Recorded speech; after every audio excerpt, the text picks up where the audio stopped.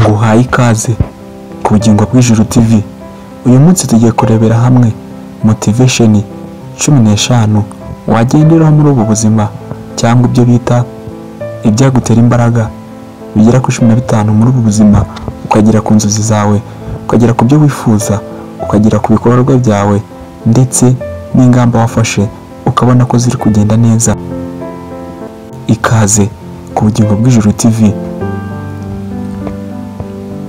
Duhereye ku cyambere cyangwa urukingo rwa mbere, motivation ya mbere wagendera muri ubu buzima ukagera ku ntego zawe, ku byo wifuza, nta kindi, tangira uko uhagaze ubu ngubu.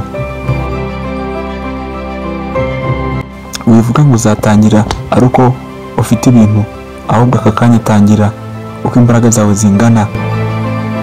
Wihangayika ngo nta bikoresho ufite, ahubwo icyo ufite imbere yawe icyo ugomba gutangirana kugira ngo ubashe kugera ku ntego zawe, ugenda step by step, kuko nibyo bizagufasha kugira ngo ugere ku ntego zawe. Icya kabiri muri ubuzima uzagenderaho nka motivation ni ikihe? Nta kindi, intego zawe zishire mu bikorwa. Nimba utekereje ikintu cyangwa nimba upanze ikintu kugikora kizakugirira akamaro ejo hazaza, gikore utitaye ku bitekerezo byawe gusa, ahubwo ushyire mu bikorwa. Motivation ya gatatu uzagenderaho, cyangwa inkingi ya gatatu uzagenderaho muri ubu buzima kugira ngo ubashe kugera ku ntego za muri ubu buzima, nta kindi, komeza. Niyo nta mbaraga waba ufite, komeza, wicike intege, ntugacike intege, ahubwo ukomeza. Niyo nta mbaraga ufite, buri muntu si rimwe, ariko guharanira byinshi ni byiza. Komeza, kuko gukomeza kwawe niko gutsinda. Motivation ya kane uzagenda muri ubu buzima, nta kindi, ntukarekure inzozi zawe kubera abantu bavuga.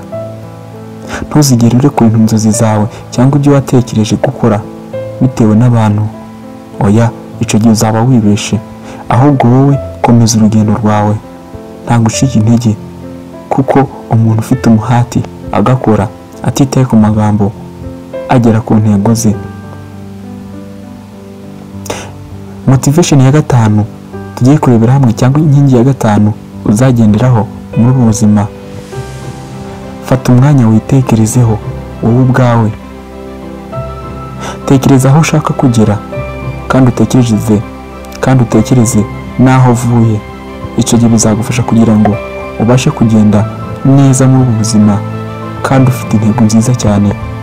Iyo ni motivation izagufasha kugira ngo ugere ku nzozi zawe.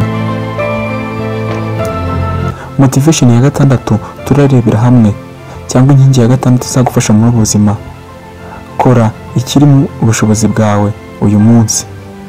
Twabonye bwa mbere ko ugomba gukora niba ufite ubusa, ahubwo iki cya gatandatu nacyo kijye kumera nk'icya mbere. Kora ikiri mu bushobozi bwawe, kuko nukora ibintu bifite ubushobozi, icyo gihe bizagenda ugenda wegera intego yawe.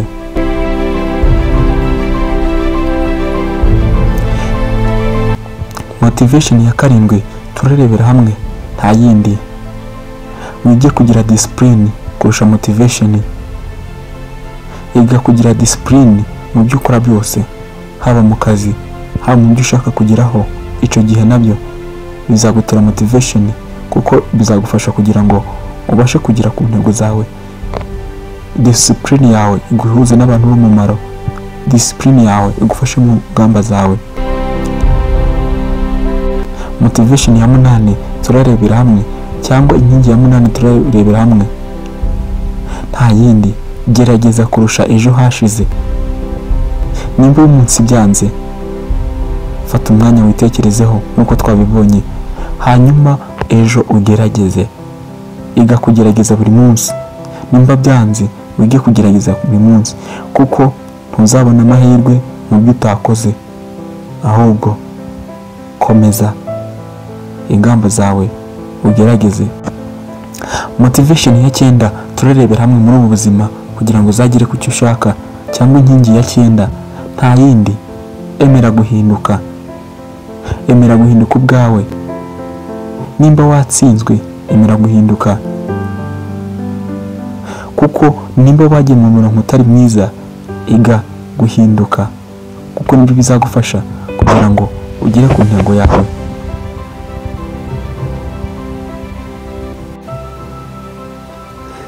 Motivation ya 10 turarebera hamwe, cyangwa inkingi ya 10 nta yindi, byiza ukuri ubwonko bwawe cyangwa ibitekerezo byawe, ubibyiza ukuri ubwawe ku giti cyawe.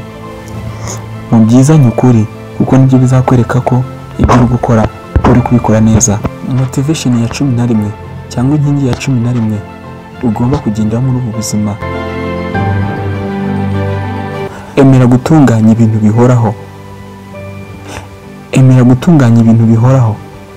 Nimba ukora akazi, gakore neza, kandi ako kazi ugakore kuko gahoraho. Bivuga ngo ndagakora uyu munsi, unzongere kugakora mu kundi kwezi. Oya, ahubwo wowe icara wige, hanyuma ugakore buri munsi.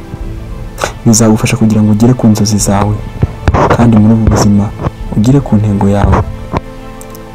Motivation ya 12 cyangwa inkingi ya 12 ugomba kugenda muri ubu buzima kugira ngo ugere ku ntego zawe nta yindi, gira icyizere. Gira icyizere yuko umunsi uzaba umwe ibyo ukora byose bigapasinga cyangwa bikagera ku rundi rwego. Wicika intege, ahubwo wowe gira icyizere muri wowe. Wirememo icyizere, bivuga ngo byaranze, ahubwo wowe komeza ukore. Numara gukora, icyizere kizamuke kuri wowe, ubashe kugera ku ntego wifuza. Motivation ya 13 cyangwa inkingi ya 13 wagendera mu buzima. Shima intambwe umaze kugeraho. Intambwe yagezeho nacyo ni ikintu cyiza. Ese intambwe yawe uyibona ute?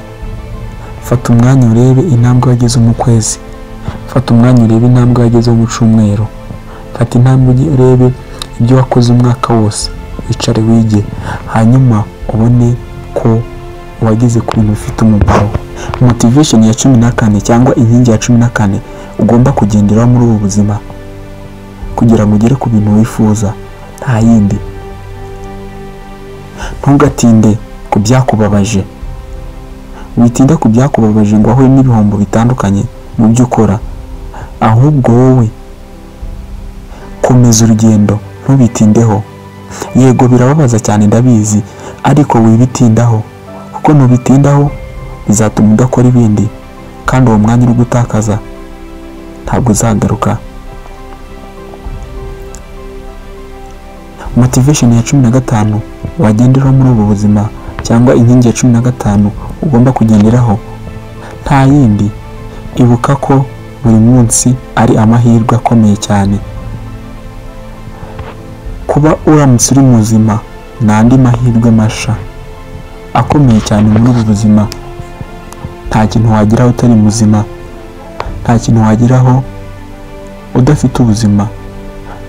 Kuba ufite ubuzima byo byonyine nta mahirwe akomeye cyane muri ubu buzima ugomba kugenderaho, kuko byose bisaba kuba uriho kandi ufite ubuzima bwiza. Ikindi twasorezaho, ibyawe byose biragize Imana.